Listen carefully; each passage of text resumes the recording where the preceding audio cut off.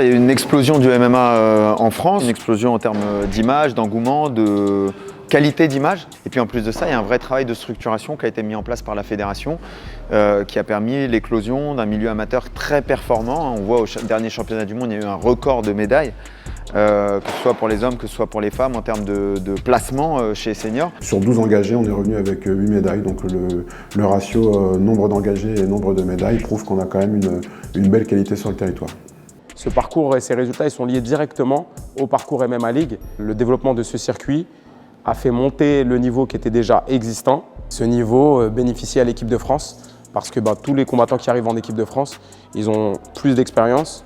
Souvent, on a plus de combats maintenant que nos adversaires. Avant, c'était l'inverse. Mes premiers championnats du monde amateur, donc en 2015, que je finis 3e, on affrontait des combattants amateurs qui avaient déjà 7, 8, 9, 10 combats, alors que nous, on débarquait avec pas d'expérience. Moi, le mec qui me bat, par exemple, en demi-finale, c'était le sparring partner de Conor McGregor. On a un pourcentage de victoire de plus en plus haut par rapport au nombre de participants.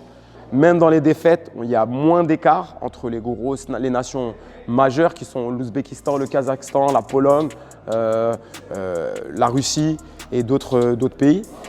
Et du coup, on est dans les nations de tête, je pense. En tout cas, on est dans le top 10, voire le top 5. Le but pour nous, c'est de vraiment pouvoir représenter toutes les catégories et justement la réussite d'Océane qui est sur la catégorie féminine et nous on engage vraiment la promotion comme ça des compétitrices. Et le parcours aussi de Sergis qui est un junior, c'est aussi intéressant. On doit organiser des rencontres pour l'équipe de France pour connaître mieux les athlètes et pouvoir ainsi participer au mieux, les accompagner au mieux dans leur préparation pour les championnats du monde.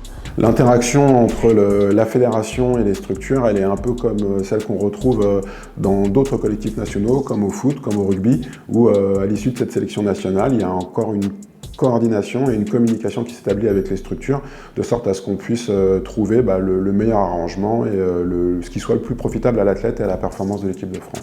J'ai fait beaucoup de grosses organisations, Bellator, l'UFC, etc. Mais l'équipe de France, comme je dis toujours, et les championnats du monde ou les championnats d'Europe, c'est une aventure qui est très particulière et qui est très intense parce qu'en quelques jours, on a énormément de combats et on a énormément de combats sous le format tournoi dans lequel on représente notre nation et dans lequel on affronte les meilleures nations au monde. Et ça, c'est quand même quelque chose qui est une expérience qui est vraiment unique.